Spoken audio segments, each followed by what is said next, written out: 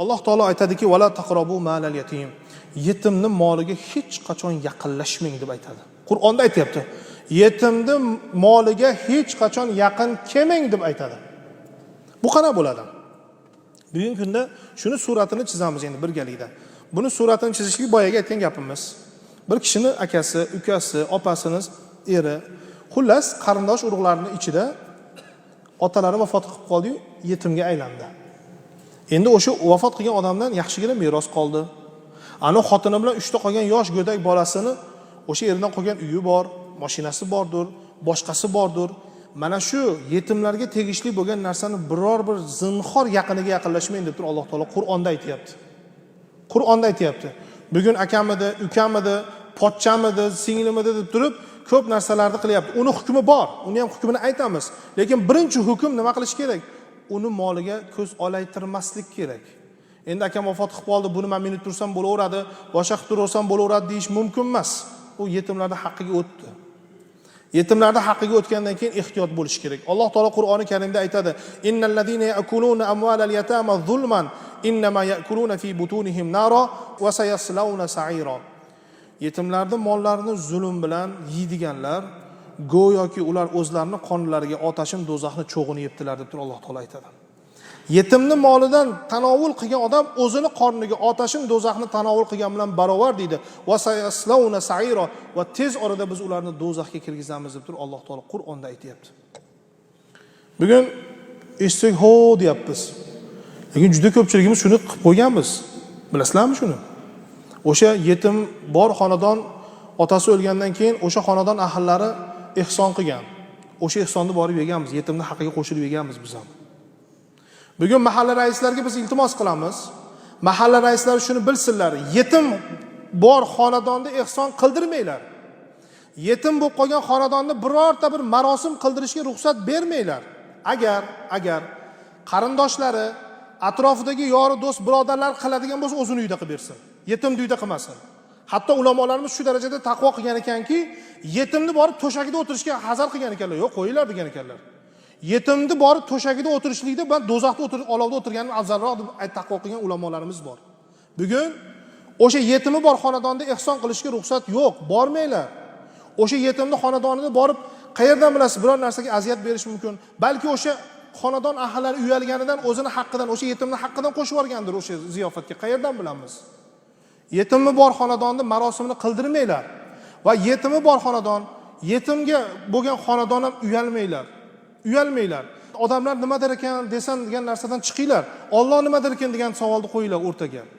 Siz onasi aytishi mumkin, amakisi aytishi mumkin, tog'asi aytishi mumkin, ammasi aytishi mumkin. Hammasiga aytib qo'yinglar. Bu yetim, uni shariat himoya qilyapti, Alloh himoya qilyapti. U xonadonda ehson qilishlik mumkin emas, to'yinki yetimlar balog'at yoshiga yetmaguncha. O'sha xonadonda yetim bor ekan, yetimni xonadoniga unaqa qilib kirmaslik kerak. Biror bir ehsoningiz bo'lsa, boshqangiz bo'lsa, o'sha o'tgan odamning nomidan ehson qilmoqchi bo'ladigan bo'lsangiz, o'zingiz uyingizda qiling yo g'oyibona qiling. O xonadon ahllari o'zimiz qilamiz demasin, o'zi qilishga ham haqqi yo'q, yetimning haqqi turibdi o'sha yerda. Xushyor bo'lish kerak. Mana shu yerda siz bilan biz bilmagan holatda yana kirib qaranglarda, juda tasavvur qiladigan bo'lsangiz, bir ajib holatda yetimni uyiga kirib marosim yeyapsiz-ku, olov yegan bilan barobar deyapti Alloh. Va o'sha yerda qo'limizni ko'tarib duo qilyapmiz. Qanaqa noqulaylik bu? Alloh man qilgan joyga boryapmiz. Alloh g'azab qiladigan joyga kiryapmiz va Alloh taolaga qo'limizni ko'tarib duo qilyapmiz. Mumkin emas. Mana shuni ehtiyotini qilinglar. Mulla Ali al-Qori degan odam o'tganlar. Va bir necha ulamolarda ham bu narsa hayotlarida duch kelingan narsa bor. Mulla Ali al-Qori kotib bo'lganlar. Ya'ni bir yilda bitta Qur'on yozar ekanlar.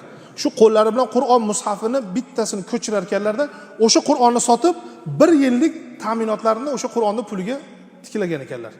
Bitta Qur'on sotadilarda, bir yil mobaynida o'sha Qur'onning puliga tirikchilik qilar ekanlar.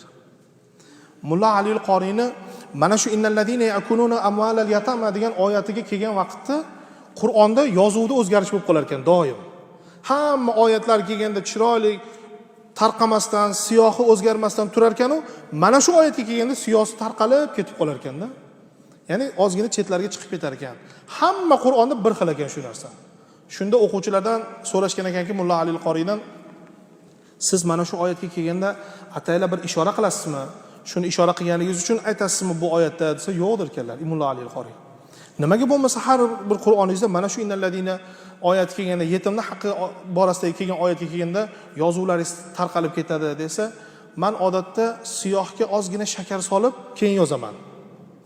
Shakar solib yozganligim uchun pashsha kelib yozayotgan suralarimni, satrlarimni xo'lligini darrov kelib yeb qo'yadi-da, o'shaning uchun haligi u yoqqa tarqamasdan pashshani yeyishni hisobga tezda qurib ketadi. Lekin mana oyatga kelganda shu oyatga pashsha kelib qo'nmaydi der ekanda. Yetimning haqqiga keladigan oyatga kelganda pashsha umuman kelib qo'nmaydi, yemaydi shu haqni degan ekanlar. Bitta pashshani andishasi bu bo'lmasa uyatda endi bizga. Zulfiqor Ahmad Naqshbandi ham aytganlar shu ishni. Bizi davrimizda bir kotib bo'lardi. Mana shu oyatga kelganda deydi, birorta pashsha qo'nmas ekanda. Qadimda o'sha oyat hadis nimani yozayotganda siyohlarga shakar qo'shib qo'yilgan ekan. O'sha shakarga kelib qo'nar ekan. Lekin shu oyatga kelganda pashsha ham kelib qo'nmas ekan. Yetimning haqqini yeb qo'ymaslik uchun. Siz bilan bizga bilishimiz kerak bo'lgan narsalar ko'pda. Bugun yetim deganda faqatgina yetimda deb qo'ymaylik. Buni orqasida juda katta mas'uliyat, buni orqasida juda katta darajat, buni orqasida katta Allohning roziligi, katta Allohning qahri yotibdi. Bu narsani bilishlik hammamiz uchun vojib. Yetimning haqqini ado qilishlikda hammamiz birdek mas'ulmiz. Hammamiz hamma yetimni haqqini poymol qilmaslikka hammamiz mas'ulmiz. Yana bitta narsaki, bugun mana davlat tashkilotlarida yetimxonalar bor, muruvvat uylari bor. Muruvvat uylariga ham boramiz, ko'ramiz. Mana shu yerda kimdir opasi ishlar, kimdir akasi, kimdir singlisi ishlar.